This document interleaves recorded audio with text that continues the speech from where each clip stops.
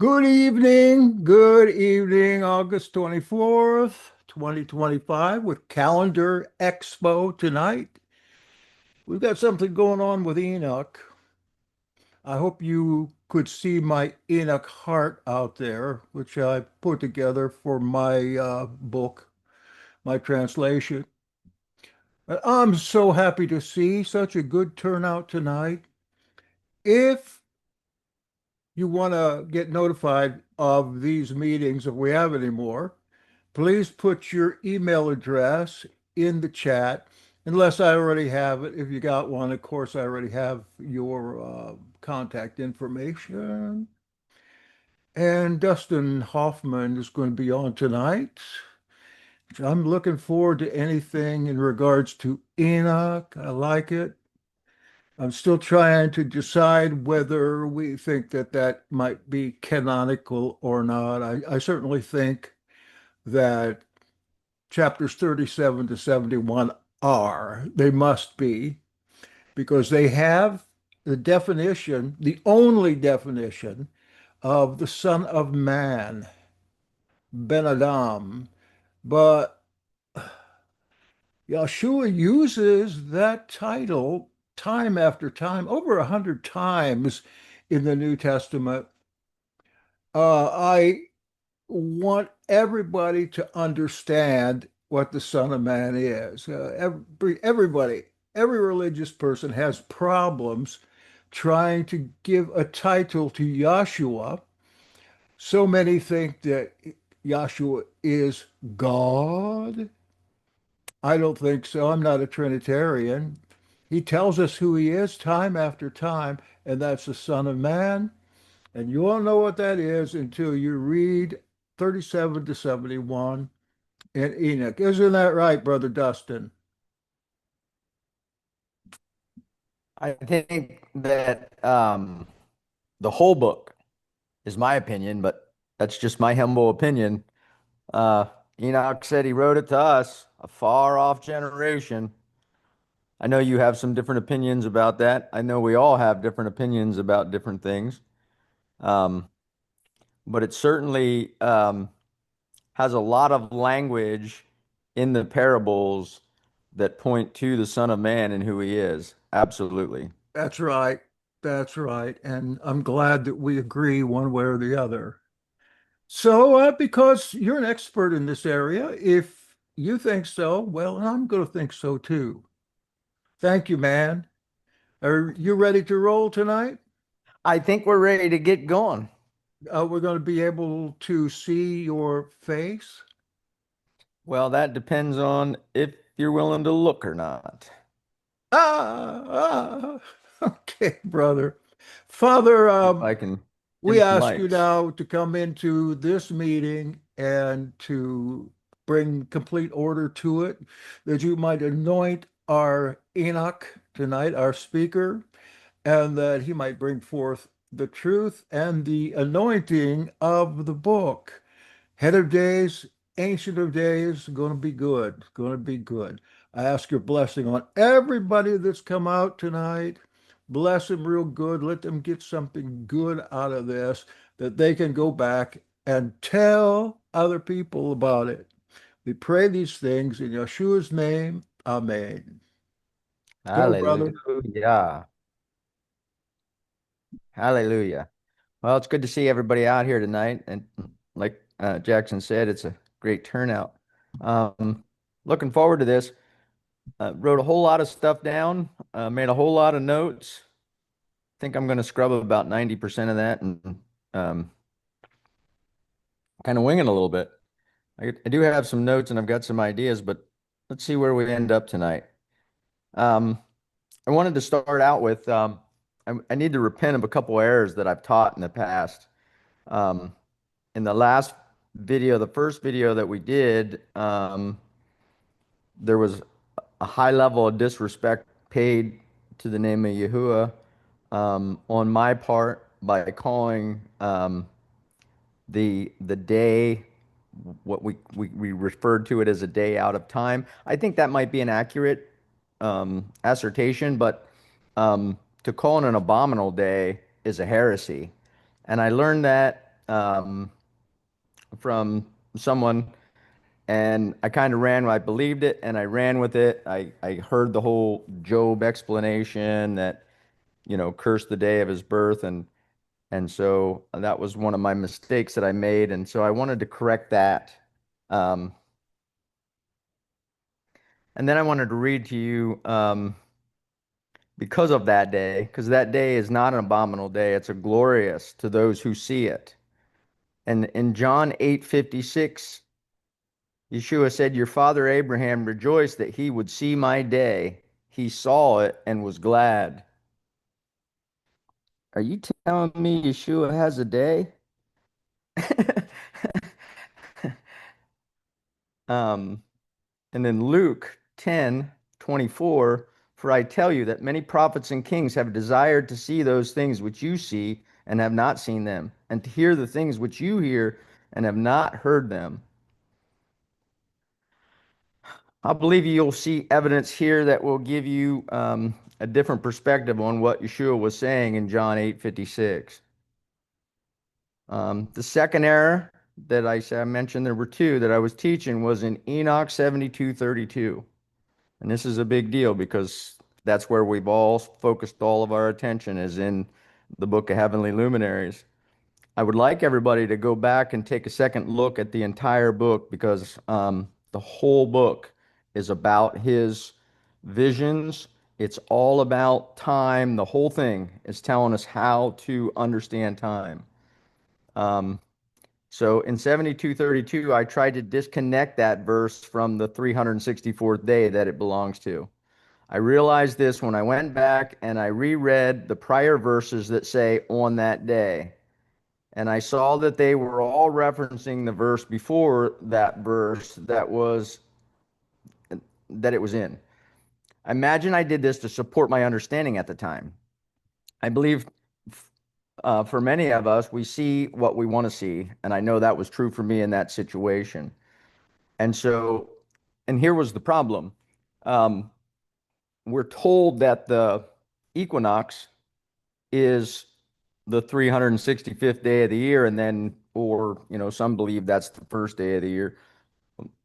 I'm not going to argue that point at this point, but the equinox and the straight line day are not the same days. And Jeremy Jeremy Pyers knows that. He knows that it's not that day. And so all those people that disagree with Jeremy on that point that it's not that day, they're wrong. Now, the day he's chosen is another story, but just for now, I will say that the day of the straight line event is not the day of equal light and equal darkness. Now, what does Enoch say? Because Enoch says when we get to the 364th day, that's verse 32, he says that that day is 9 parts and 9 parts. He doesn't say anything about equiluxes. You can't find a verse that says anything about equilux. He says that on that day, the night finally becomes equal with the day. Um, and then by the course of the sun, um, which we'll get into that a little bit later, but let's move on. Um, so that was the things I wanted to get over. And now I want to go back to Jubilees 6:32 through 34. And I think we really need to hear this. And command thou the children of Israel that they observe the years according to this reckoning. Notice he said, command the children of Israel according to this reckoning, 364 days, and these will constitute a complete year. And they will not disturb its time from its days and from its feasts, for everything will fall out in them according to their testimony, and they will not leave out any day nor disturb any feast. But if they do neglect and do not observe them according to this commandment, notice again, it's a commandment, then they will disturb all their seasons, and the years will be dislodged from this order, and they will disturb the seasons, and the years will be dislodged, and they will neglect their ordinances, and all the children of Israel will forget. Pay close attention, everybody. And they will not find the path of the years, and they will forget the months and the seasons and the Sabbaths, and they will go wrong as to all the order of the years. Now, what did we just learn there? We just learned that if we don't keep our years 364 days only, there's no command in there anyway, and this is a command to keep your years. It doesn't say 1 year, some years, most of the years, a couple years. It says all your years are 364 days only. Okay, and it's a commandment. And this verse in Enoch 1:1, the words of the blessing of Enoch, wherewith he blessed the chosen and the just who will exist on the day of tribulation when all the wicked and the impious shall be removed. And that's kind of just lends back to what I was saying, that the whole entire book of Enoch is talking about time. We need to get on that. And we need to understand that. We all need to dig in deeper to all the rest of the book because we've all been focused on the heavenly luminaries, and there's so much more there. There's so much, like Brother Jackson was saying, um, in the parables, there's a bunch in there that really talks about the motions of the sun, moon, and stars, and it's based on these parables. So I think that we lose sight of that, and we think he's talking about actuality, and I would argue that he's really talking about both. He's seeing this with his eyes, but it's also he's relating it to the sun, moon, and stars. Um, and then if we go to Enoch 72, verse 1, the book of the courses of the luminaries of heaven, how it is with each of them as to their classes, their governments, and their times, as to their names and origin, and as to their months, which their leader Uriel, a holy angel who was with me, showed to me, and their whole description as it is, he showed to me, and how it is with respect to all the years of the world and to eternity, till a new creation is made, which will continue to eternity. Now, I just had a sister comment to me that she word searched the whole entire book of Enoch, and there's nowhere in there where it tells you how to intercalate any days at all. And I agree. There is nowhere that you're going to find that you're to intercalate any days. And the reason is really simple. I tried to share that the first time around. Um, I mentioned about fractals. I've been sharing some videos with some people. I know Robert got an opportunity to watch a video about the fractals. Some other people have gotten to watch the video about the Mandelbrot set. Highly recommend you guys go out. I'll share a video in the chat uh, about the Mandelbrot set, and what that is that is it's the plotting on a chart of the intersection of what we call whole numbers, like one, two, half, quarter, -1, -5. All those are real numbers or whole numbers. And then the other set of numbers we call imaginary numbers, and we can't see them. So this is a really interesting aspect because it's the intersection of the unseen realm and the seen realm. He says that the things that are seen reveal those things which are not seen. So I highly recommend it, and it's a very structured system, and it will reveal to you when you go to that, you'll be able to see why Moses had to make things according to the pattern, why David said, I saw in a dream to make it according to the pattern, because there are patterns that exist throughout creation. Um, Robert and I were actually talking earlier today about the Fibonacci sequence. Um, Robert, will you show that seashell, that picture that I sent you today? Because I think this really exemplifies what fractal is for people. I think I sent you a fractal piece of artwork. Um, I sent you a picture from my yard, I think, of a leaf.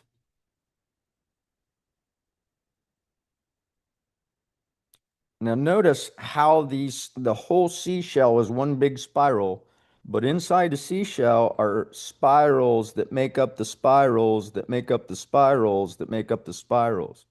That's in our creation. That's amazing. But when you go to that Mandelbrot, this is what you're going to see. You're going to see this same exact thing. Um, and we have to realize that the law of numbers was created before we were. And just think about that and ponder on that for a while. That the law of numbers was created before we were. So it's interesting that when you're reading in Professor Elior's latest book, she talks about some of this same information. She talks about how time was an intersection between this, um, between the unseen and the seen realm. And so I just thought that was really interesting. And we'll get some of that information to you guys. Not really technically advanced here. So, but one of the things that I was praying this week, is I did a lot of driving this week, and I was praying, and I was like, Father, I don't know why I'm usually pretty technically adept, but for some reason I just can't get it together right now with sharing pictures and stuff. And he said that people need to make these pictures in their mind. Like when we read our Bible, we're not reading our Bible and looking at pictures, we're reading our word, because he wants to draw pictures in our minds. And I think that's really important here. Um, so we'll continue on.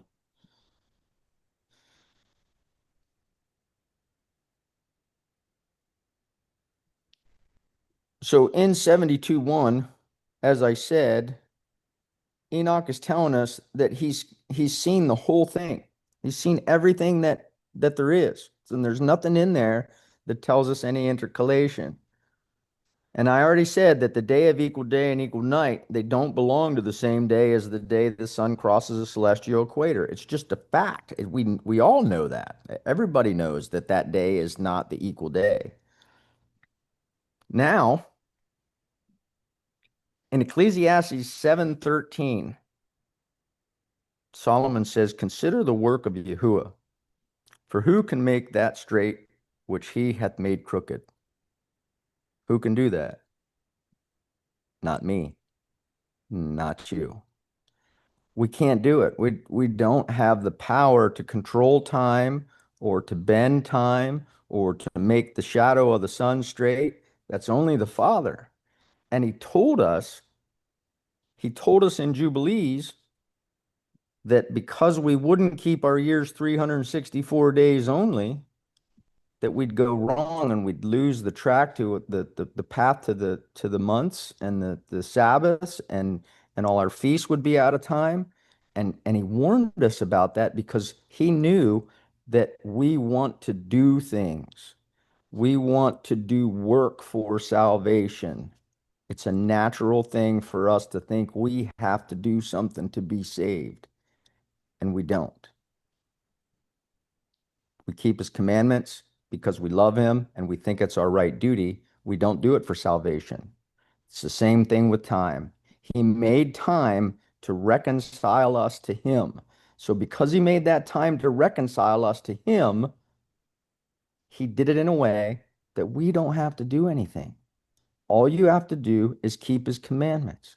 He says, when you get to the 364th day, the next day is the head of days.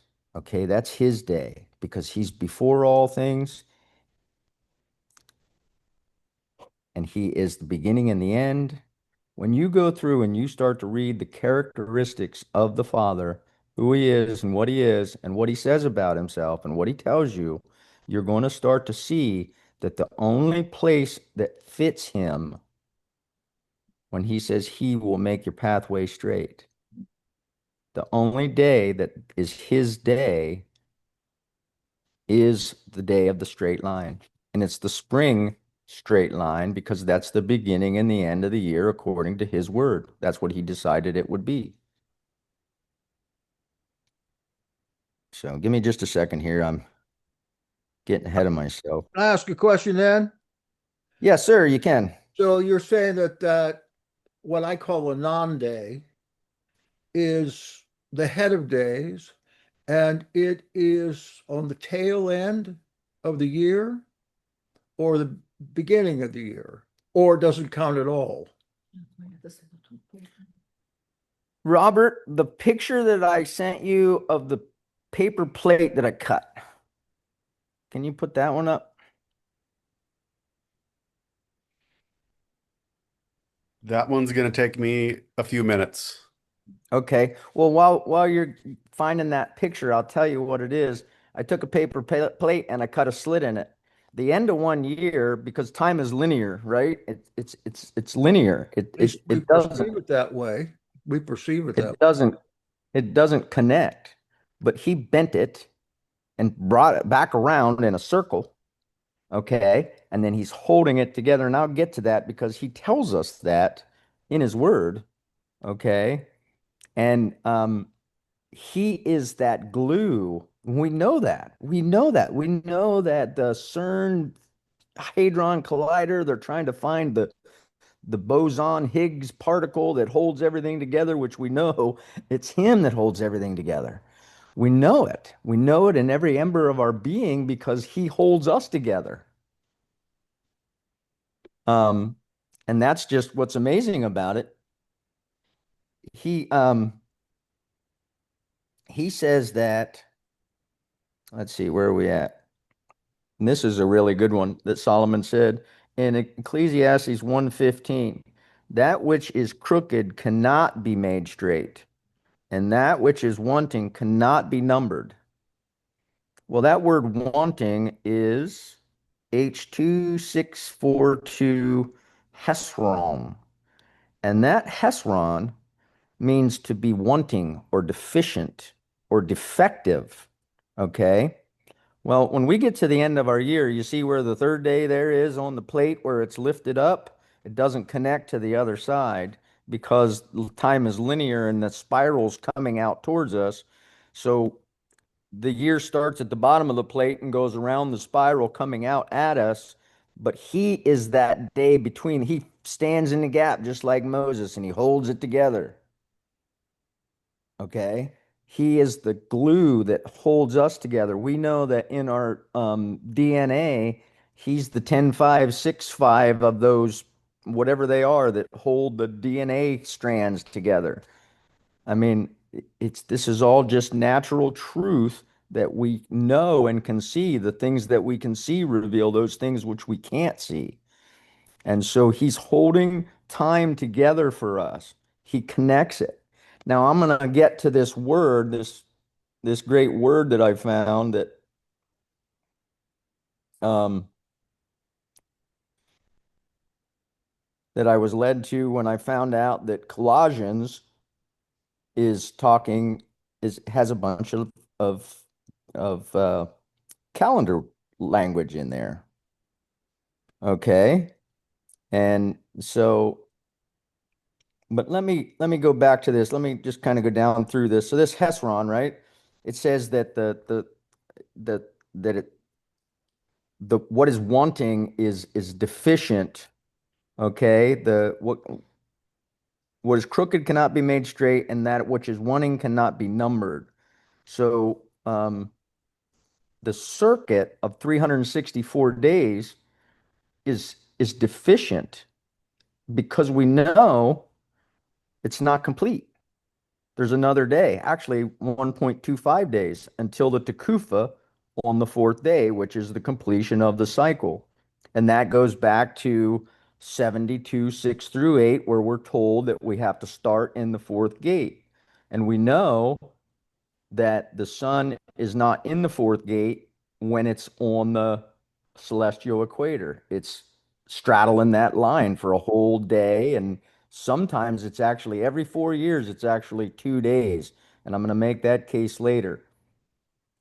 But the completion of the cycle, that completion is always on the first day of the first month of each season. So that's the Tekufa, which is always on the fourth day of the week, as most of us already know. All of the seasons start with a fourth day. Okay. So the 365th, and every 4 years there's a 366th day, and they are lacking a position. There's no position for them among the stars or in the count on his calendar because, um, like Solomon said, that it's deficient. But it's not the 364-day year that's deficient. It's just our understanding of how it works. And so we are commanded to keep the year 364 days only. So those days cannot be numbered. That's what Solomon told us. It can't be numbered because we're commanded in our command to keep it 364 days only. And so now we know where that day is. And now we know what it's called. It's called the head of days. He says he's before all things. He has the preeminence. So I just want to run down through some verses that I found that talk about him. Enoch 14:18. And I looked and saw therein a high throne. Its appearance was like a hoarfrost, and its circuit like a and its circuit, a throne with a circuit, like a shining sun, and voices of the cherubim.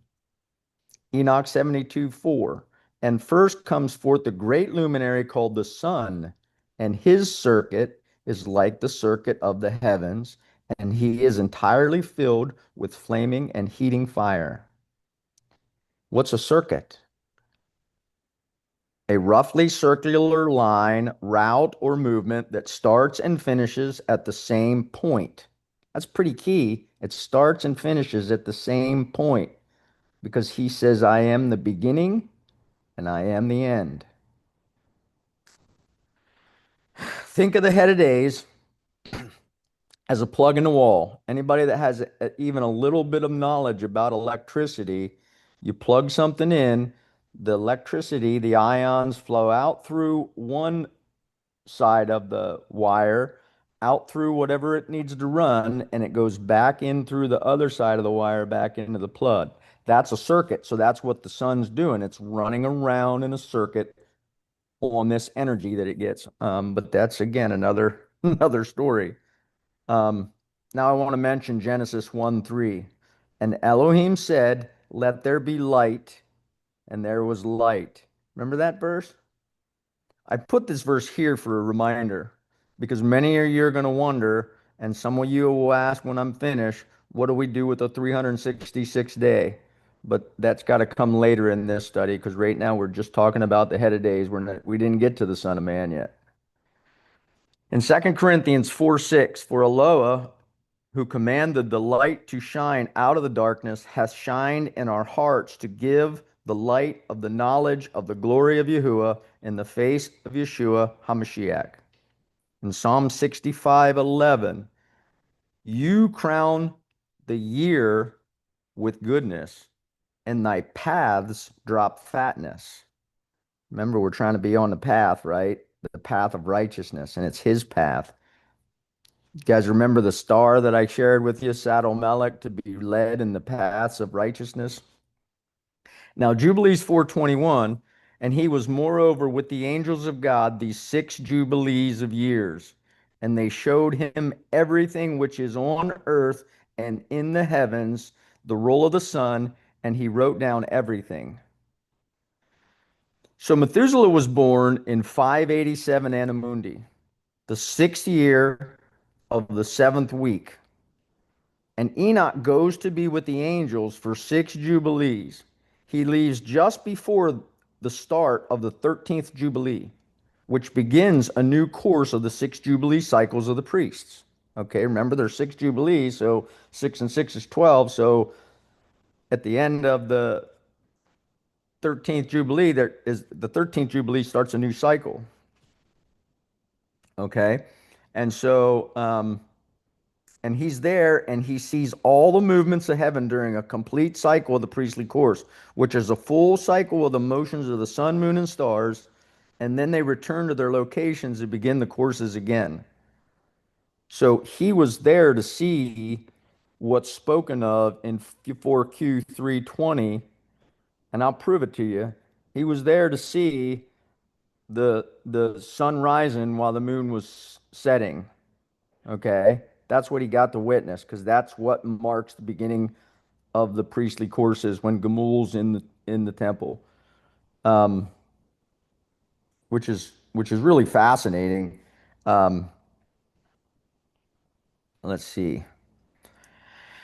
81:10. And in those days they completed conversing with me, and I went to my people, blessing the Lord of the worlds. Okay. And in Enoch 83:11, um, this is the 18th year of Jubilee. Check this out. And as I went out below, and I looked at the heavens, and the sun rising in the east, and the moon descending in the west, and some few stars, and everything as he had known it from the first. I blessed the Lord of the judgment, and to him I gave greatness, because he led forth the sun from the windows of the east, and he ascends and rises on the surface of the heavens, and elevates himself and goes the path which is shown to him. Enoch 47:3. And in those days I saw the head of days, as he sat upon the throne of his glory. And the books of the living were opened before him, and his whole host, which is in a high heaven all around him, stood before him. So I think we all understand at this point that the scrolls of the living are the heavenly tablets. We also call them the stars. 71:13. And the head of days came with Michael and Gabriel and Raphael and Phanuel and with thousands and with 10,000 times 10,000 angels without number. And with them the head of days, 71:10. And with them the head of days, his head was white and clean as wool. Where have we heard that before? Does that sound like some Revelation language? His head was white and clean as wool, and his garment beyond description. 71:12. And these blessings which proceed from my mouth were pleasing before the head of days. So we see this term head of days used a lot of times, but it's not in the book of heavenly luminaries. Like Jackson said, you've got to go back and read the parables, and that's where you learn about a lot about the head of days and about the Son of Man.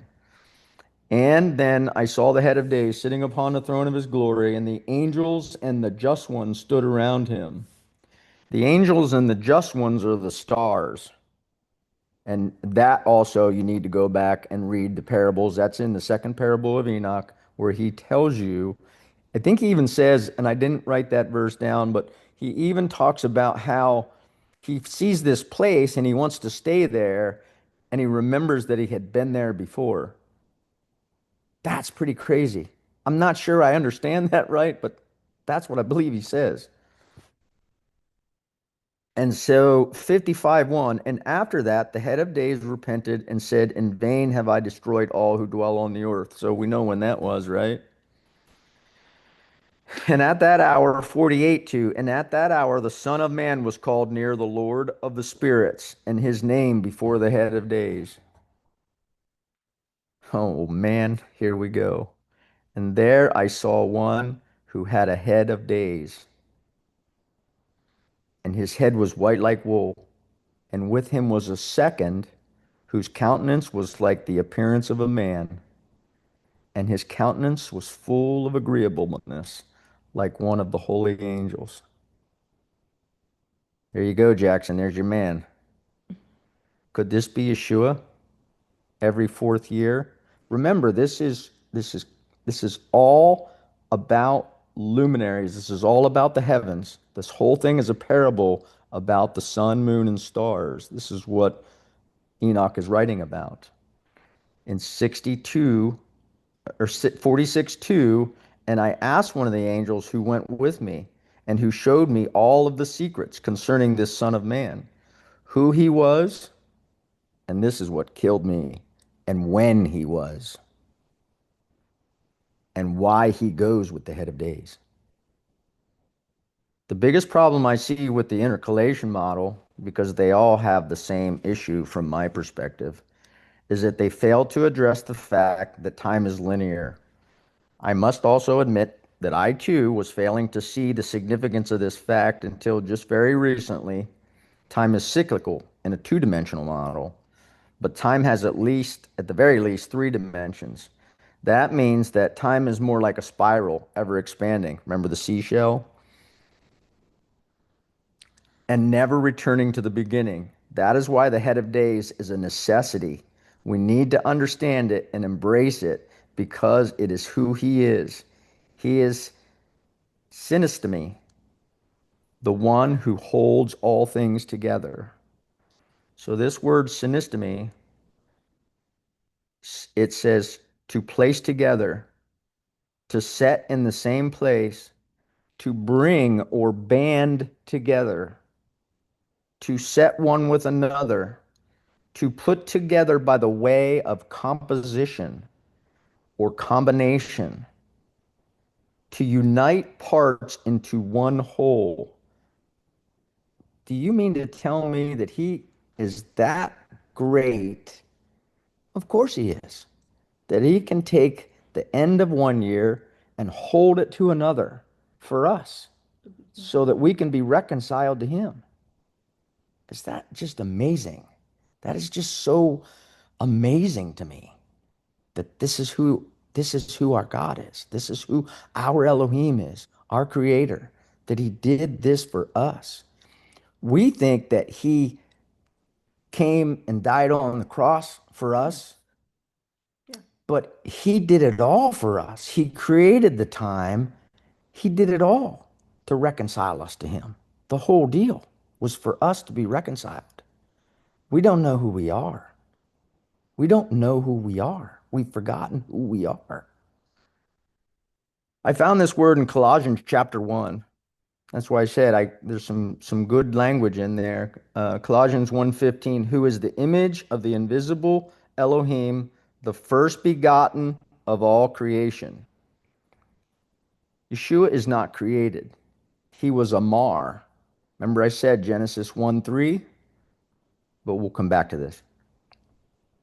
In 1:16, for by him were all things created that are in heaven and that are in earth, visible and invisible, whether they be thrones or dominions or principalities or powers. All things were created by him and for him. And John says through him, right? Time is one of the things he created. And he is before all things, 117. He is before all things, and by him all things consist. That word consist right there in Colossians 1:17. That's synestemy. Okay? So we remember it means to place together, to set in the same place, to bring or band together, to stand one near, to set one with another by way of presenting, to stand one near. Do you mean like at the right hand of the Father? Wow. Um, Another way of presenting or introducing him, to put together by way of composition or combination, establish, to put together, unite parts into one whole, to be composed of, to consist. It's just amazing. That's a really powerful word. I hope you guys are catching this. This is a verb, it's an action. He is putting that which is linear, time, together, the last day of the year with the first day of the next, and he holds them together. This is his position at the head of days. He is before all things. Before the year begins, he has the preeminence. So before is in front of, and it is prior to, and it's above, and before or ever.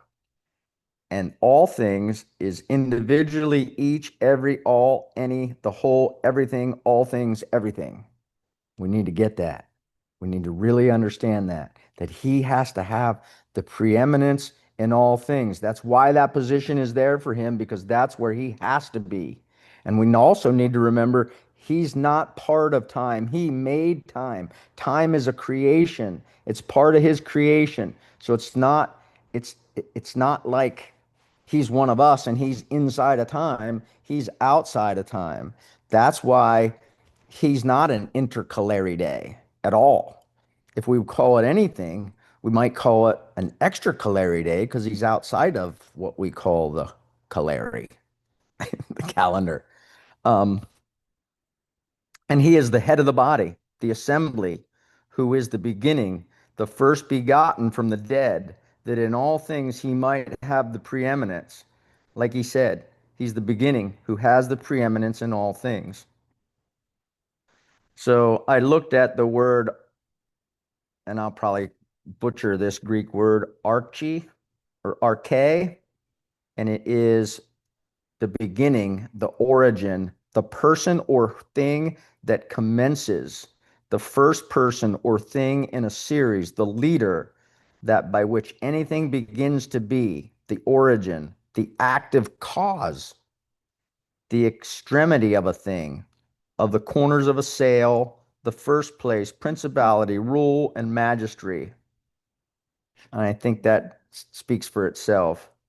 And this word preeminence is the Greek 4409, which says that it's to be the first, to hold first place. In Isaiah 41:4, who hath wrought and done it, calling the generations from the beginning? I, Yahuwah, the first, and with the last, I am he. So he is the beginning and the end of what? All things. And in all things, he has the preeminence. So he's the first and the last. He is there. We need to begin to see with the eyes of our hearts that he is everything you see beyond your eyeballs. He is everything outside of you, but he needs to be inside of you also so that he can be all in all. So the picture that I would like to draw for you here is one of the heavenly host. Robert, you'll remember this one. As an infantry battalion, which typically contains 3 to 5 companies. Each company typically contains 3 to 4 platoons. So picture this, all right? You've got 3 platoons of 30 men each standing on a full field in full dress, okay? And they've got one company commander standing with, but outside of the platoons, who are in perfect formation. The company commander is the head of the season. Okay. Now picture 4 of these companies standing arrayed, one beside the next in perfect formation. This is the heavenly host. This is the heavenly army. This is time. These are your months. These are your seasons. These are your intercalary days. And now picture the leader of this army. Just like a president of the United States standing on a platform above his field, he is the commander of them all, yet he's separated from them and placed above them all. This is the position of the head of days.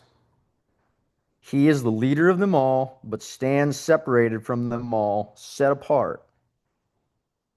Now, if you go back and you reread Colossians 1:15 through 18 with this picture in your mind, I think it'll help you to see how that is actually calendar language. It's time language.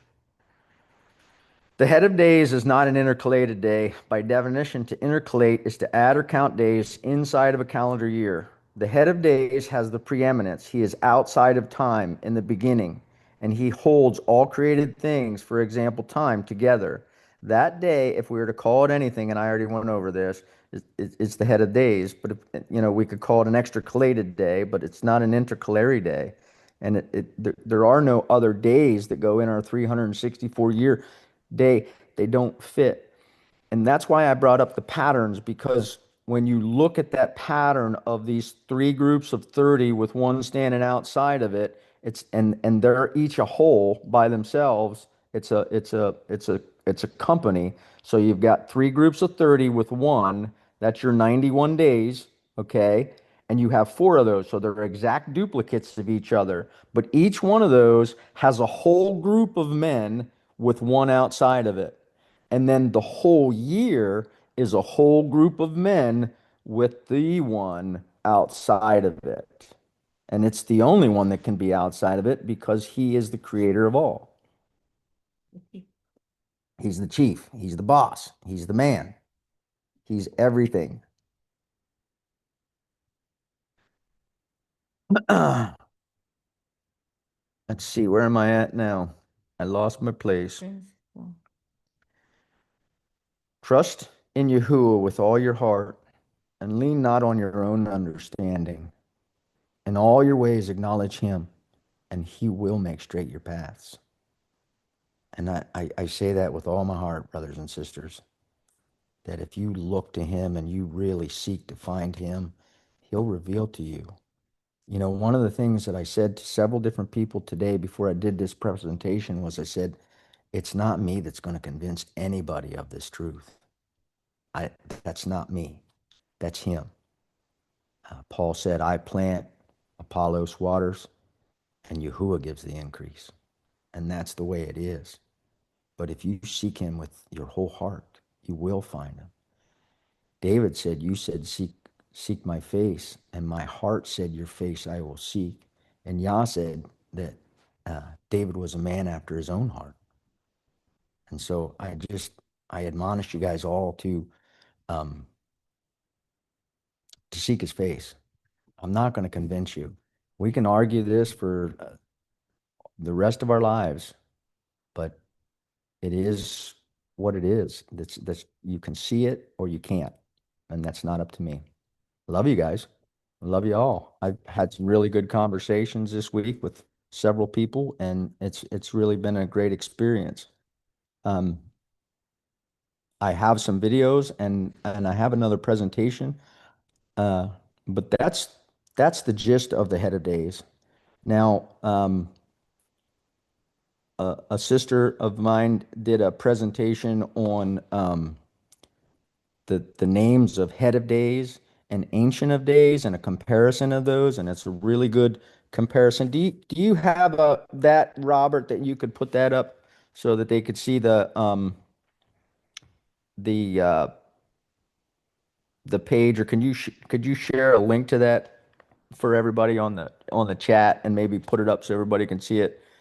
I was going to show this. It's about 33 minutes. I think it's a little bit too long for what I really want to get through tonight, because the next thing that I want to get through is something that I've been talking to several different people about, and it's not an easy subject, but I'm going to hand that off to somebody else if they're here. Are you here, Marissa? Yes, sir. Marissa is going to do the lunar mansions, and she's going to explain those to y'all so that you can understand how the moon can in fact bring in all the years in exactly 364 days according to its stations. And she's put the presentation together, so I'll let you take it from here, Marissa. All right. So the moon has been something I've been researching for quite a while now. Um, I have a lot of patterns I've looked at for the moon until I looked at this one aspect when Dustin explained to me what the lunar mansions are. And so, for the sake of this presentation, I've just changed that verbiage to the stations of the moon, just so we can all be on the same page. So, let me share my screen here.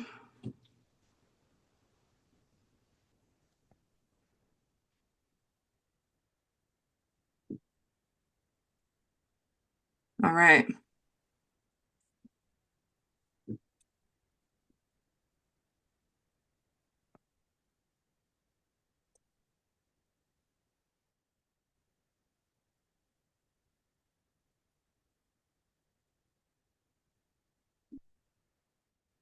It's loading here.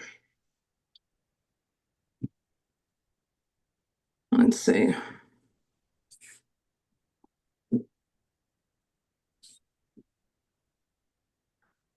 All right. Can everybody see that? Yes. I was just going to mention that Gina has her hand up whenever you've got a little break. Okay.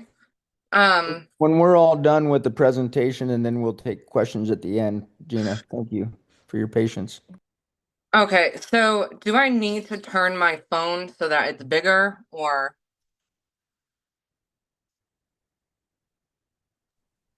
You can try that. Yeah. Go ahead and try. Oh yeah. Yeah. Yeah, that's better. Yep, way better.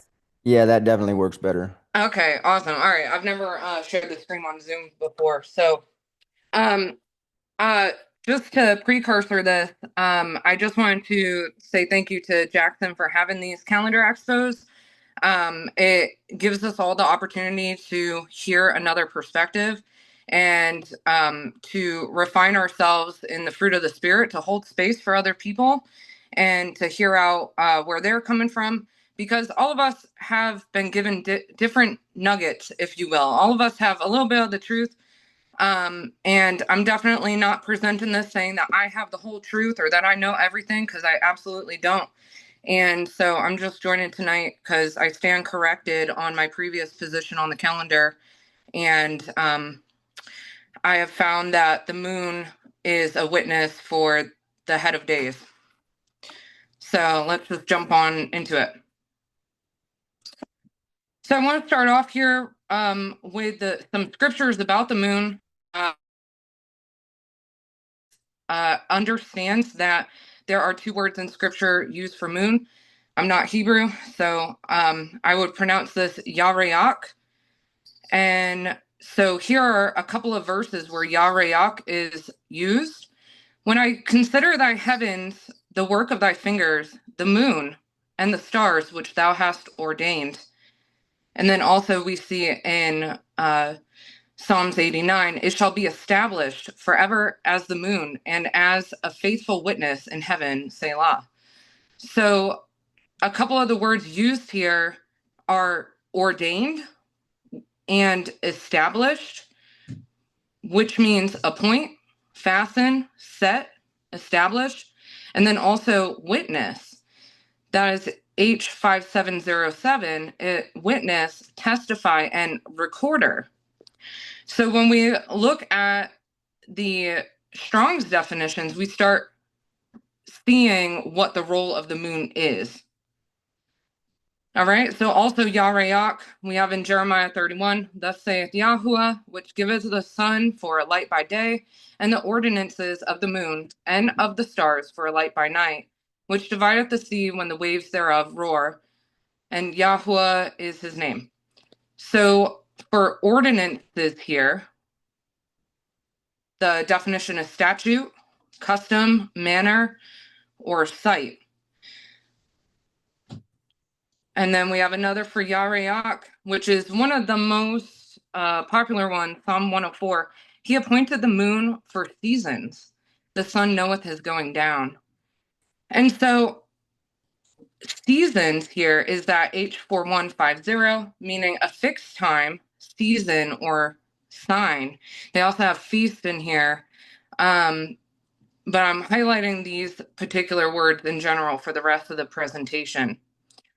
Also appointed. So it means do, make, bring forth, govern. And I'd like to point out that this verse says seasons. It does not say night. As we do when we continue reading this in context, it is talking about what what the moon's role is at night. But this one verse, it doesn't say night. It says season. So that's interesting. All right, and then we have here Yarak, just like another version of that. We see that in Deuteronomy 33, and for the precious fruits brought forth by the sun, and for the precious things put forth by the moon. So what are things? The word used there means eminent, distinguished, or valuable. So the precious things that are put forth by the moon are distinguished and valuable. They're eminent. So the moon's role is absolutely important. So here's just a summary of the verbs used for the moon. I highlighted a few of them that I want to bring to the forefront of your mind as we move through the rest of the presentation. Okay, so this one I found in the Testament of the 12 Patriarchs, and this is just kind of like an added detail that I just wanted to share with you guys. It's from page 268, so you can look that up if you like. Now, meantime, we remark that though he is that good servant for regulating the changes of the seasons, yet when chastisement is inflicted upon men according to the will of Yahuwah, he glows more fiercely and burns up the world with more vehement flames. So that's fires. So that's talking about the sun.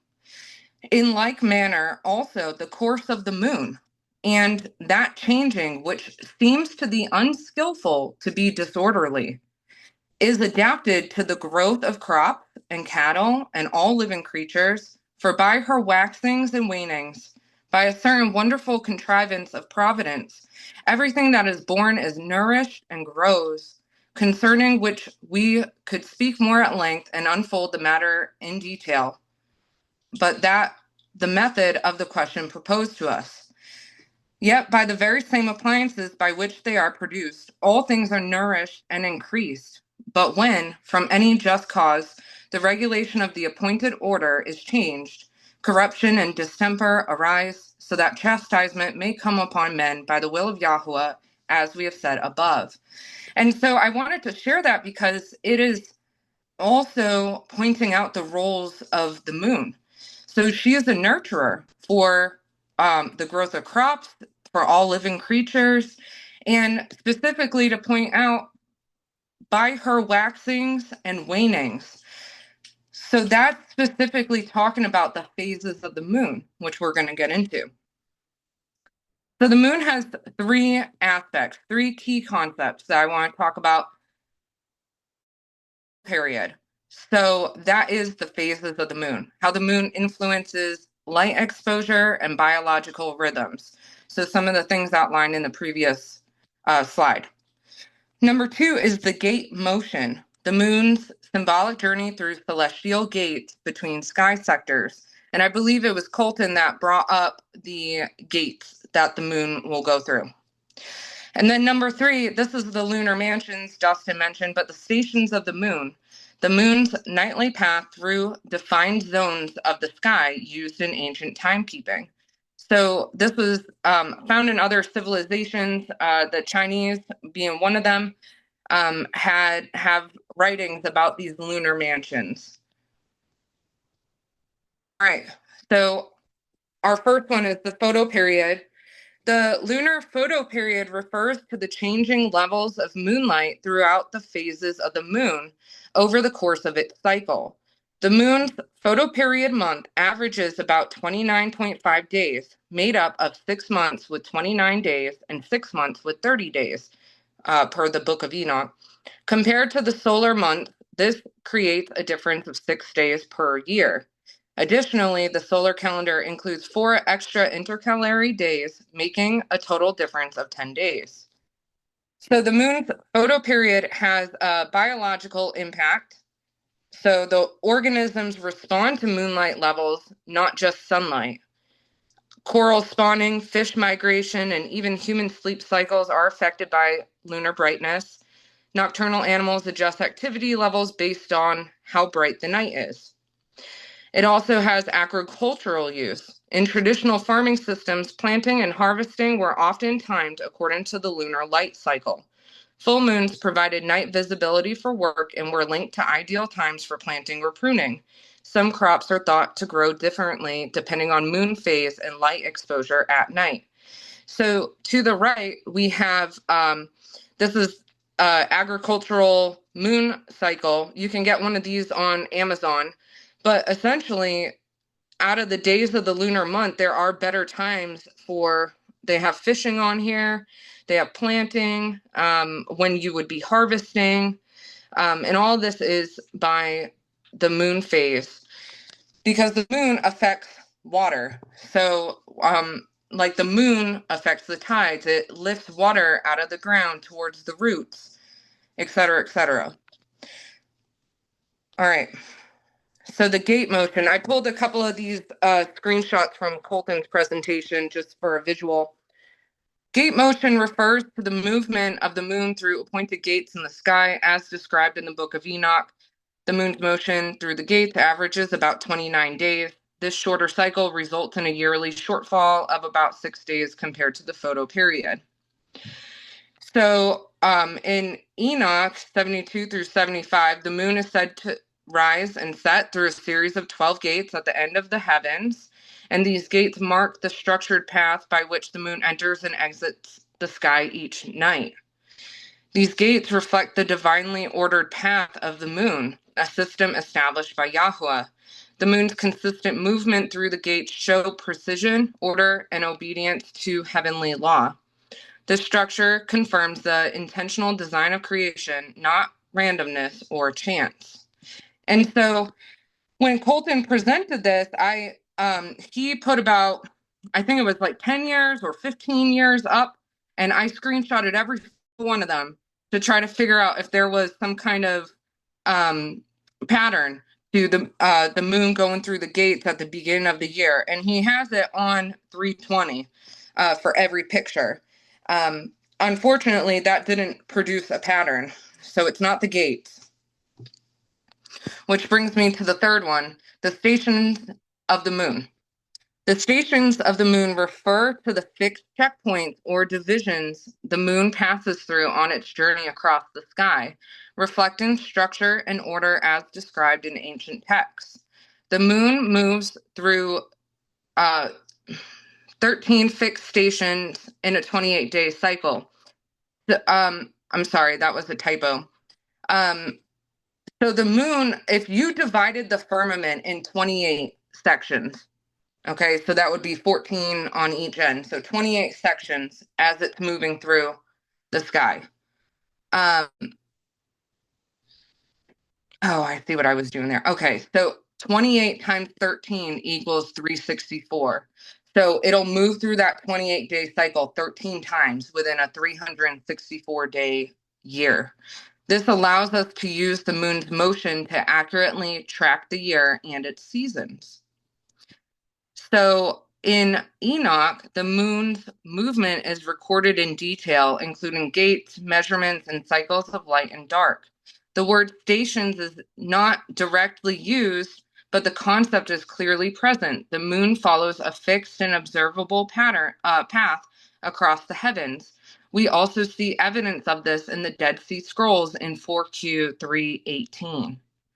So these paths show how the moon is used for signs and seasons, not for marking months. The moon's consistency and rising and setting through appointed gates reveals Yahweh's established order in the heavens. Observing the moon's movement through these divisions witnesses to appointed times and seasonal transitions. Enoch 73. And after this law, I saw another law dealing with the smaller luminary, which is named the moon.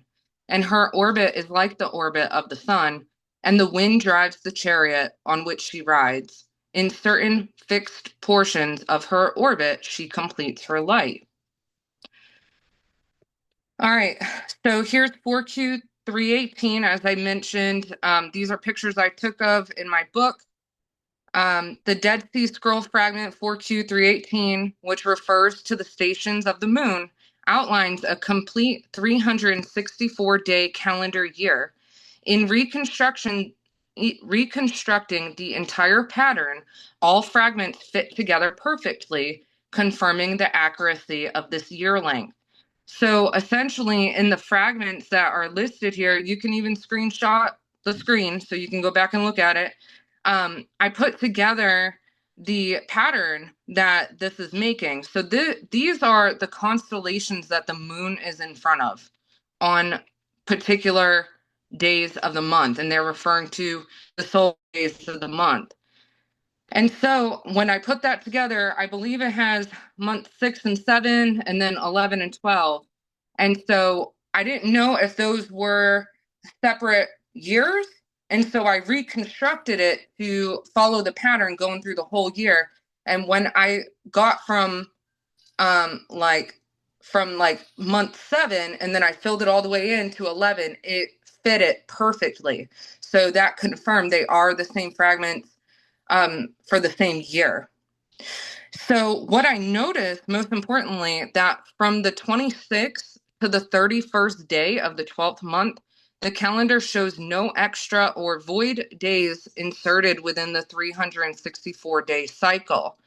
And so just at the end here, I want to read, it says on the 26th and on the 27th and on the 28th, the fishes, so Pisces, on the 29th and on the 30th and on the 31st, the ram.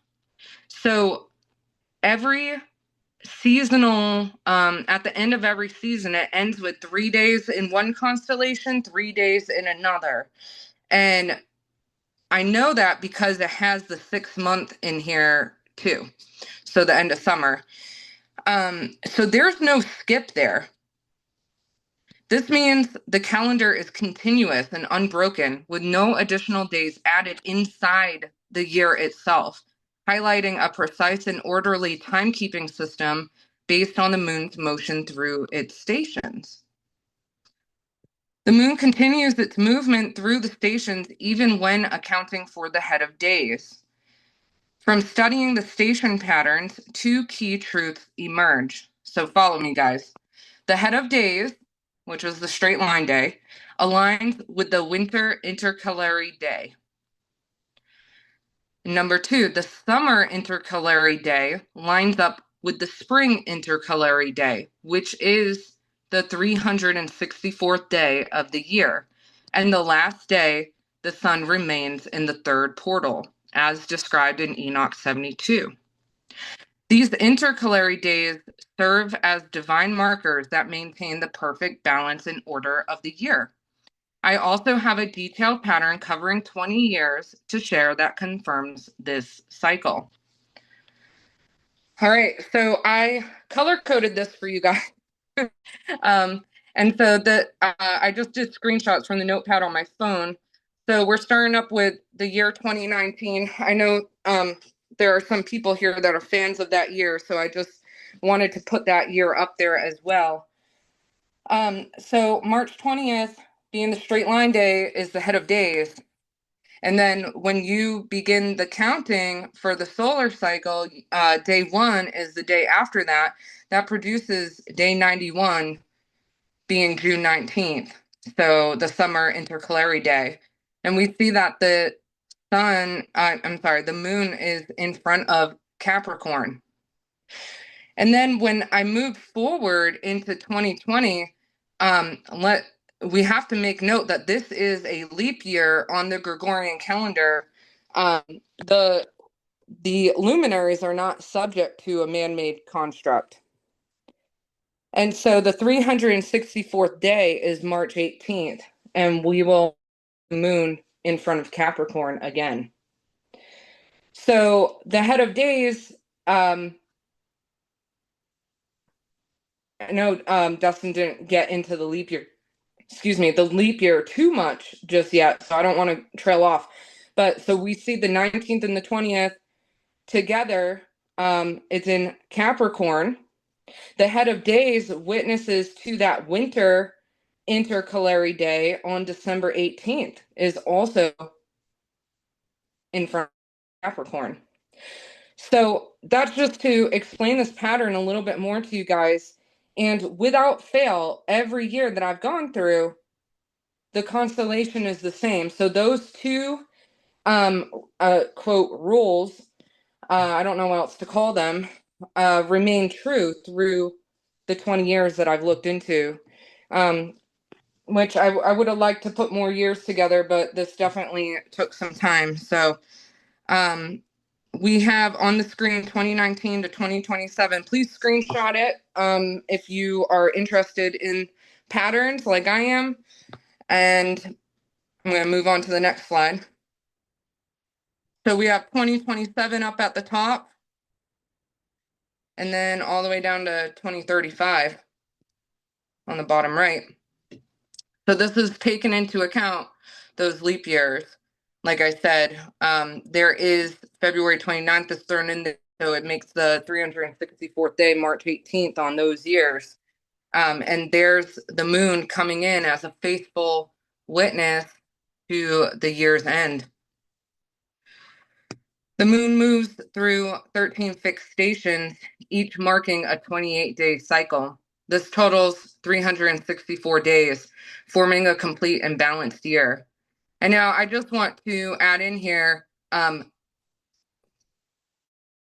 people see that number 13 and they're like, oh, I don't like that. But let me remind you, there's 13 weeks in every season. So that's not, too far-fetched here. These stations allow us to confirm the passing of the year and its seasons using the moon as a second witness without relying on the photoperiods of lunar months. The head of days and intercalary days act as precise, fixed markers dividing the year with perfect balance. The moon moves in harmony with this structure, neither ahead nor behind, with the calendar preserved in the ancient texts. So the last screenshot goes from 2035 to 2039 there. So the Book of Enoch, the oldest English translators are Richard Lawrence from 1821 and George Shode from 1882. And in both of these versions, Enoch 74:12 is written like this. And the moon brings in all the years exact, so that their place neither precedes nor recedes one day, but she changes the years with exact justice in 364 days. Now, I know the controversy around this verse, but I'd like to point out when it says, so that their place neither precedes nor recedes, when it says the word there, it's referring to the years, so that their place neither precedes nor recedes one day. But she changes the years with exact justice in 364 days. And then we go down to verse 17, and the year is justly finished in accordance with their stations and the stations of the sun, rising through their portals, through which they rise and set 30 days. The moon is a faithful marker and witness of time. The moon does not determine the year the way the sun does, yet she plays a vital role as a witness to the appointed times. She is said to govern the night and to mark the fixed times with consistency and precision. Her movement is appointed and established in the heavens, and she is described as distinguished and valuable among the luminaries. Through her ordered path, the moon testifies to the passing of the year, confirming what the sun has set in motion. She does not appoint the year, but she records it, acting as a visible sign of Yahweh's timing. All right. So, yeah. So, Real quick, Marissa, go ahead. Laura Bell wants you to go back to the slide that shows the end of 2039. Okay. Hold on one second. Let me share again. Okay. Okay. The end of 2029. Oop.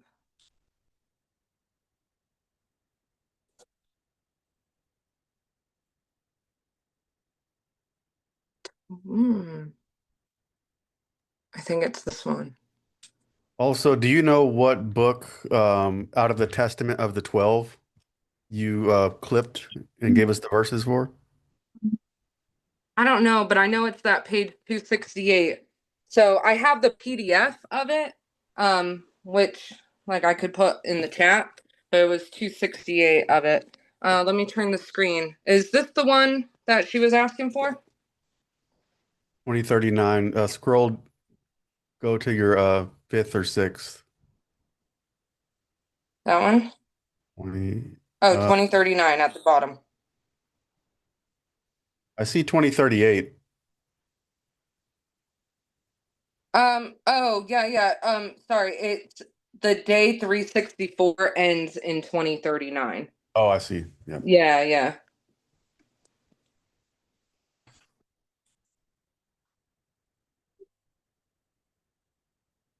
All right. Hopefully she's got that screenshotted there. That was an And amazing yeah, job, Marissa. what? Amazing. Great presentation. Thank you. Yeah, and you know what? Um, again, I don't know it all. If any, I know there's some people who like to study the moon in here. And so if you have anything else to add to that or any like research about the moon to bring to the table, please do. I'm always open to hearing it. And again, it's important to reserve the right to be wrong because we don't know it all. And yeah, I stand corrected. Thank you guys. I want to I want to share something real quick that I believe Tina presented. If I can share it. Yeah, her presentation was really good because she had those constellations up there too. And I found that really fascinating. I actually screenshotted that. And so like she's not wrong with that, but it's that those stations won't be replicated year after year. So because there is the head of days there. So it's gonna shift, it's gonna keep shifting everything. So you're saying this won't come in year after year? Right. So this is so she must have well, I don't know. I don't know because it said I read it to you guys. It said the 3 days in the fish, 3 days in the ram. Um, I don't see that. Oh, maybe 29, 30. I see that. And then the 31st. Okay, yeah. So this is the reconstruction of 4Q318 that I also had done myself. And so no, this will not replicate year after year because of the head of days. So the station, the moon is still going to go through the next station on the head of days, and then the pattern's going to shift over. So, yeah. Okay. Well, I think Gina has waited long enough for her question. Take it away when you're ready, Gina. Okay. First of all, I'd like to thank Marissa for that. And I'd like to say that I do have, I'm not at home right now. I'm traveling, but I do have at home the exact match from the Aramaic Dead Sea Scrolls, the exact match of where in the 6-year cycle that we have in the Dead Sea Scrolls, where all those luminaries match up, where they have them matched up. And I can get that to you. So it's certain months and certain times is what that scroll is describing. So other than that, I wanted to address Dustin's Book of Jubilees in chapter 6. We have to keep, in my opinion, you have to keep things in context. And if you'll continue reading, it says that they will forget the festivals in my covenant and walk according to the festivals of the Gentile after their errors and their ignorance. And there will be those that make observances of the moon, for this moon corrupts the stated times and comes out earlier each year, 10 days. And they will corrupt their festivals and the Sabbath and all of that.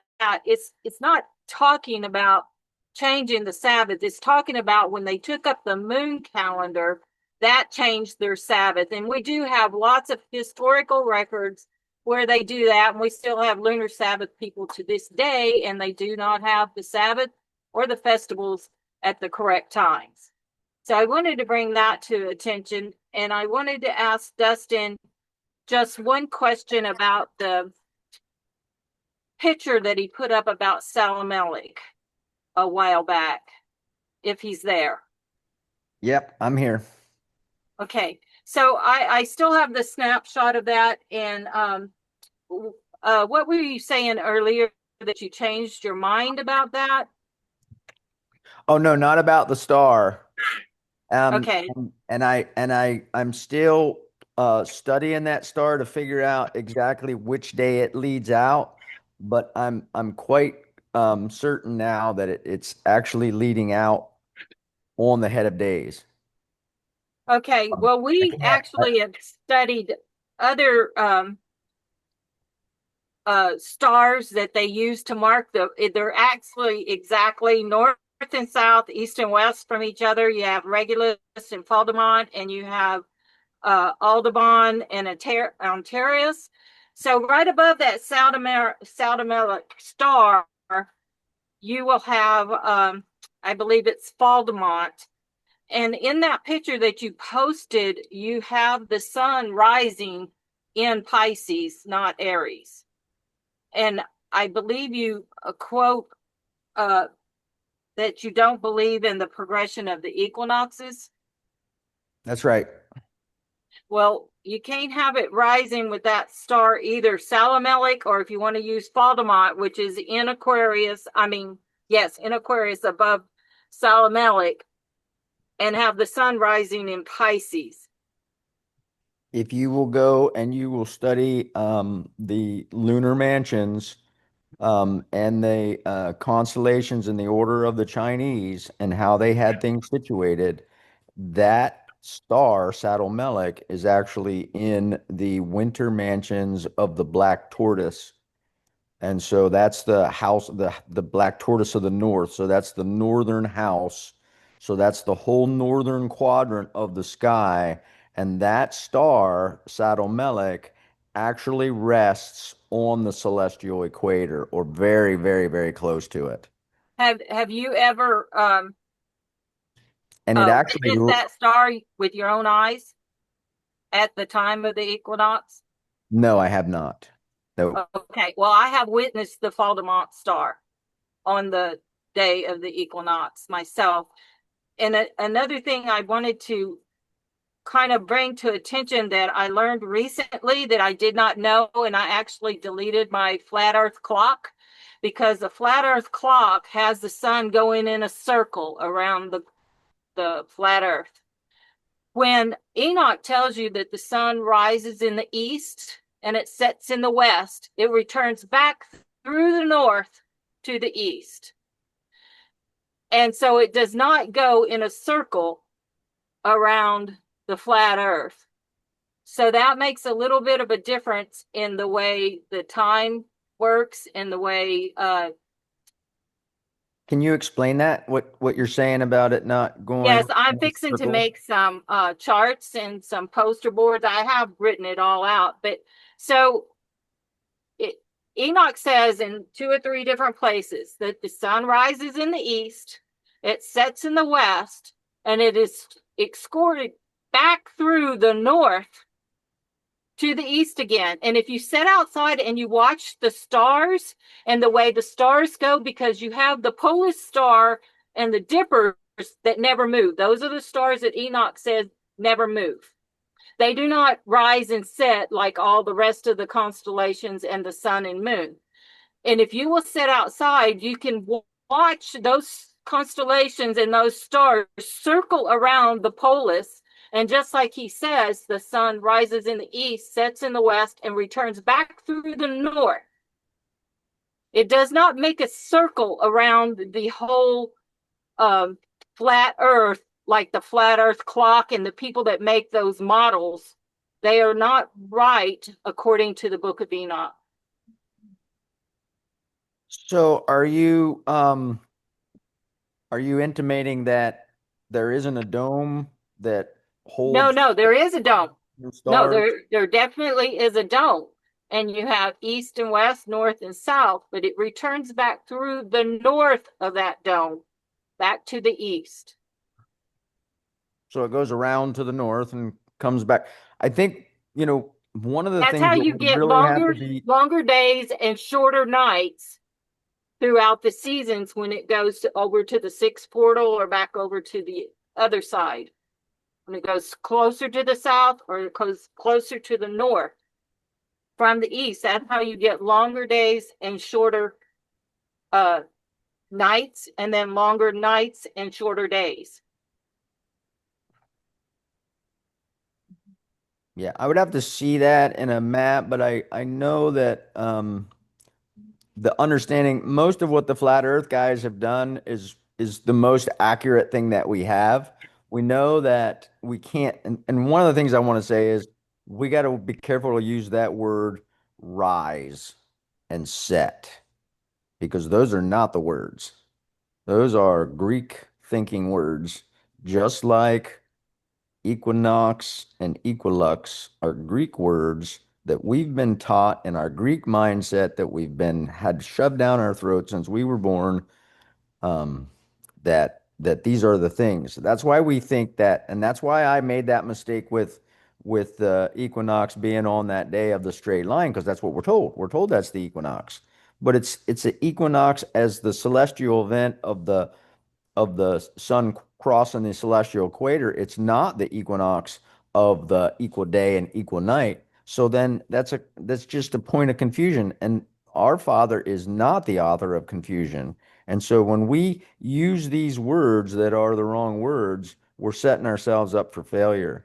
And in the same way, when we say the sun rises and the sun sets, I mean, okay, I'll go with set, but it's got to have a different definition. And rises, it arrive. I would say the sun arrives and departs would be more accurate. But I bet there's some pretty good Hebrew words that we could learn and use for that. I'm certainly glad that the Father is going to restore a pure language, and I know it's because we've all been spelling to each other and casting spells with our tongues. He says that the power of life and death is in the tongue. And so that's why I want to move on to Genesis 1 3. Um, in Genesis 1 3, it says, Amar Elohim Hayaor Hayaor. Now, Amar is a really fascinating word because it's an Aleph and a Mem and a Resh. And so Aleph is like the authority, and Mem is like the flow, and Resh is the head. So it's another like authority word. Um, and it's strength. So when he spoke, when when Elohim said or said Elohim, Amar, okay, and then it says Haya or Haya or. So became or to become is what Haya means. And so Amar Elohim Haya or is most likely telling us that when the energy that the Father released came out, it created, not created, that's probably the wrong word, but when that energy came out, that was the light. Remember that that light was the light for the first 3 days. We don't have the sun and moon and stars until day 4. So those first 3 days, Yeshua was the light. And that light is the light of man. And that light is the light. I am the light of the world. He's telling, I mean, the language, if you start to really dig into this stuff and really listen and look and really try to apply these things physically in your mind with word pictures in your head of what he's saying, he's telling you who the Son of Man is.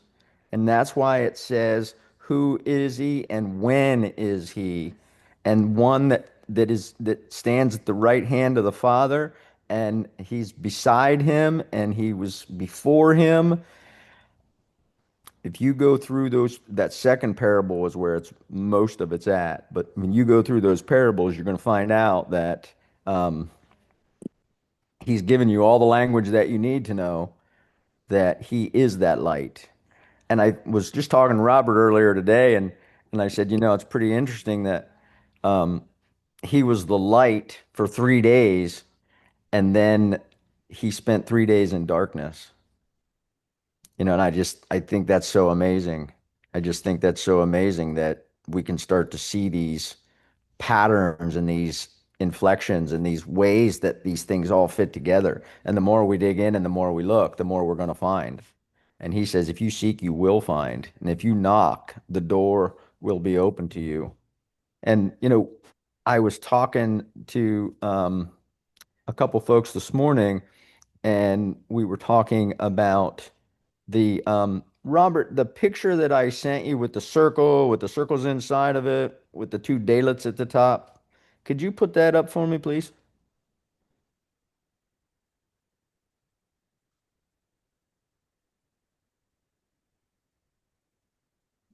So this was something that I had gotten quite a while ago, and I think I may have shared this or tried to share this in the last first presentation, but this was something that came into my mind a while ago, and it's very relevant to this conversation. Because if you look at those plus ones, right? See how that's kind of like the picture that I was trying to draw in your head earlier of these squadrons and the company commanders standing outside of the platoons. This is kind of a version of that. So you have your company commanders, those plus ones standing outside of the companies of 90, okay? But look up at the top how we've got some dalets up there, right? So I call these door days, these plus ones. These are door days. They're like the partition. Remember how he talks about in language about the partition? Um, so these are partitions, and they are periods of time that we have to go through. And the door days are like a door that you pass through. So it's not part of um, the summer or the spring season, and it's not part of the summer season. It's the day that's separated from them, okay? And you go through that door and you enter into a new room that's this next circle down, and then you go out of that room and you go through the door and you enter into the next circle, and you go out of that room and you go through the door and you enter into the next circle. Now you get to the top, you go through the door and you're in the tabernacle. Guess what happens on that day? The sun shines in the tabernacle. Okay. And then, man, now we're at Psalm 19. He comes out like a strong man ready to run the race. He comes out the other door into day 4. He's in the gate. He's in gate 4 now, and he's going to run his circuit all the way around. And so I thought that was pretty easy to see this way. But I wanted you guys to really look with your mind's eye. And we need to learn to see with that. The devil has been doing a lot of deceiving, and he uses pictures, and he uses sigils, and he uses magic to deceive us all. And we need to learn to start looking with the eyes of our heart. And so that's what he's showing us here, is he's showing us that um, you go through a door, you come into a season, you go through a door, you come into a season, you go through a door, you come into the temple. You're in the temple, and the Shekinah, it's the glory. It's the Shekinah glory, if that's what you want to call it. And it's in the temple.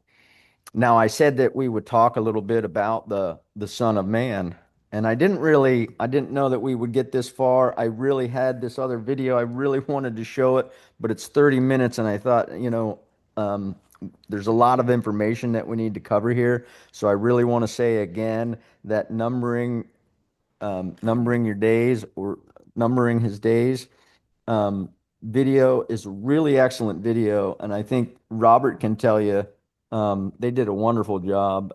Sierra did a great job. She breaks down the words. She breaks down the words that are inside the words that give more meaning to the words, and she did the whole head of days and the ancient of days from Daniel, and she compared them, and you're going to find out that that word Amar ties into what she found. And I'm not going to tell you any more about it than that, but what she found, you'll find out that that Amar, that flow of energy and authority that came out of the Father, okay, is that light. How about that is everyone's homework for your follow-up study? Yeah, we could do that at another time. Yeah. Yeah, Yeah. I think we need to come back. I think the Son of Man deserves a whole day. I think Yeah. he has his own day, and I think um, it's a whole day lesson. Yeah, But I Yeah. agree with you. Yeah. Yeah. Robert, can I make a point? I'm sorry, my phone does not let me raise a hand here. So I'm just kind of breaking in if that's okay. Yes, I think though Mary wanted to come up and Oh, say something okay. first. Is that right? She can go ahead. That's cool. Okay. Okay, I just wanted to make a comment about Psalms 104 that Marissa was talking about, and it was I guess 104:19 where it says he appointed the moon for seasons for Moedim, the sun knows is going down. Um, I I don't think we can take one verse out of context and make a point there because of Psalms 104. The whole context of this chapter is nocturnal animals. It's about animals that come out at night. And in fact, in verse 20, it says, "Thou makest darkness, and it is night, wherein all the beasts of the forest do creep forth. The young lions roar after their prey and seek their meat um, from El. The sun arises and they gather themselves together and they lay down in their dens." And it goes on and on. And it basically, so the whole context is about animals that come out at night, nocturnal animals. And so the other point I wanted to make is that there is no punctuation in Hebrew. It's just words slung together. There's no punctuation. And so I believe what it says here from 108, from 104:18, where it says, "The high hills are a refuge for the wild goats, and the rocks for the conies. He appointed the moon, period. For seasons, the sun knows his going down." I just kind of wanted to make that point. Yeah, thank you. Interesting point. Yeah. I Mary? also wanted to mention real quick, if you go in Ecclesiastes, because there's some interesting language in there. If you look at the number of seasons, if you count the number of seasons when it says there's a time for this and there's a time for that, there are 28 seasons in there. So there's something to that. I also wanted to mention that the Chinese put two astronomers or astrologers or whatever they were called to death around 2500 BC because they miscalculated a solar eclipse. And so that would have been around the time that Noah would have still been alive. I think we need to think about that really closely because this had to be really close to the time of the dispersion from the Tower of Babel, that these guys took this knowledge and they had it, put it in a new language. Also, C.H. Kang did a great book on how the Chinese language tells the story of creation. It's a wonderful book, The Discovery of Genesis. Uh, but anyway, are there any more questions, Gina? Mary. Oh, She had Mary, I'm sorry. Hey, Mary. Hi. Y'all did a really good job of explaining your points of view and the aspect of looking at it with your mind's eye and not what everybody else is putting in front of us. I thought that was really good. 2 points. Marissa, you rocked it. And I think when you were saying that the lunar cycle repeats, but it's not the uh, same star, not same position every year, and it rotates. It reminds me of like the 6 year cycle with the priest, how it rotates and how it just reminds me of that rotation, how that goes through the system and goes through its cycles. Also, I did not see Miss Laura. I think she was saying about the sun knows it's going down. What that when she was saying that, it brought to mind Enoch 83, when it's saying, when he's looking up to heaven, beholds the sun proceeding from the east, the moon descending to the west, a few stars and everything which Elohim has known from the beginning. So to me, that correlates with that Psalms verse saying that the sun knows it's going down. The moon is a faithful witness, and the sun knows it's going down, knows the moon's going down because it witnesses it. Just like the moon is the witness, the sun witnesses it also. It was just a correlation that seemed to go with what she was saying. That's beautiful. Yes, also Enoch says in 2 months the moon sets in the same gate. So I think that also is a complementary verse for all of that. I was thinking that too when she was saying that. Thank you, Mary. Is this a good place to end this session? Gina still has her hand up. Okay, Gina? Yes, I just like to finish my point from last week because everybody said they could not find the footnote in Rachel Elliore's book, but she refers you to page 92 and 93, and she gives you the references for where she got this thought of the day at a time. And the references come from the Mishnah and the Talmud. It also comes from Third Barak, which is not the same Barak that was the scribe of Jeremiah. And that book was actually written between the fall of Jerusalem in 70 AD and the 3rd century AD. And then she gives a reference of Second Enoch. So with searching these books out, the third Barak uses the bird phoenix along with the sun and is describing the angel as a guardian of the world. And the phoenix myth is believed to have originated in ancient Egypt, linked to the sun god Ra, and associated with rebirth of creation. Then the second Enoch goes through. It was not found in the dead. None of these are found in the Dead Sea Scrolls, and it goes through different gates that the first Enoch does not even describe.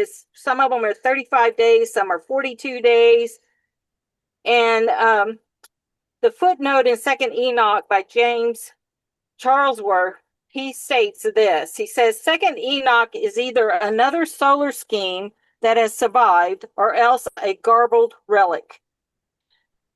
And so this is where she gets her thought that she put on the page that Jeremy had brought up of a day at a time. She gives other thoughts of the added days after 4 years or after the sabbatical year, 7 days being added. And she gives references to that. But I just wanted to bring to attention that it is on at the bottom of page 92 and 93, where she gives her references of where she got that information. And like I said, none of those come from the Dead Sea Scrolls or out of Enoch, but they come out of the Jerusalem Talmud and the Mishnah, which they describe some pretty strange things. Hey, Gina. Yes. Is that the latest book from Rachel? Is that her newest book? The Three Temples? Yes. Yes. Marissa? It's on page 93 because I have it in my hand here and I'm reading it. Do you 92 have and that? 93. Do you have the page where she tells us what day is the right day? I actually, Gina, after you said that last week, I went in there to look at the footnotes as well. I didn't like dive as deep as you did into like all the sources. I just turned the book to that page to what she was pointing to, and it was like for number 47, and so 47 was the line about saying the 365th day is the Lord of Days. And so page 103. yeah, It's on page 103.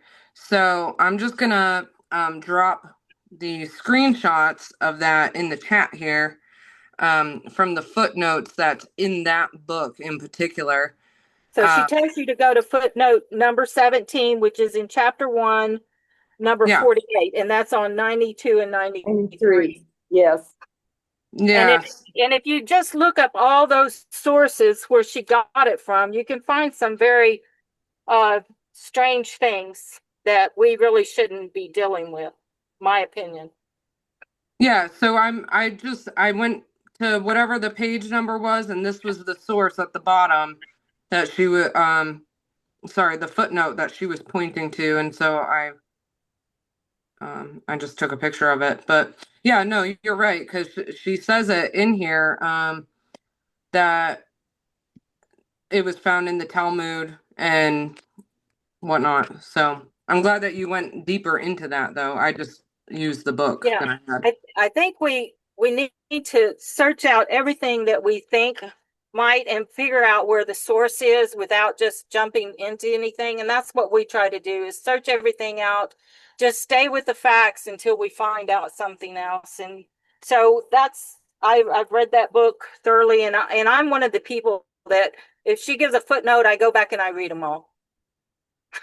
And I read all the sources and then I check them out. So I just wanted to bring that to the attention. It's Thank up you. on the screen right there. Exactly what you're saying, Gina. Yes. And it goes on to the next page too. Yes. The footnote extends over to the next page and has a lot more on there. Yeah, and page 93 has a lot more information. Yes. Yeah, I put 2 pictures because it goes on the bottom and then to the next page. Yes. Yep. So All right, this is a good place to stop. See, I'm always trying to keep this down to no more than 90 minutes. Yes, good Okay. idea. Sounds good. Sounds good, I will Jackson. let you know when we do this again by notification. And if you want a notification about it, then please put your email in the chat and we will send it to you beforehand. All right? And I thank you for coming. If you've got any more, just save it or get in touch with your friend there through other channels. And I'll wish you a good night and a beautiful moon. Shalom. The moon is there for everyone. The best things in life are free. Laila to.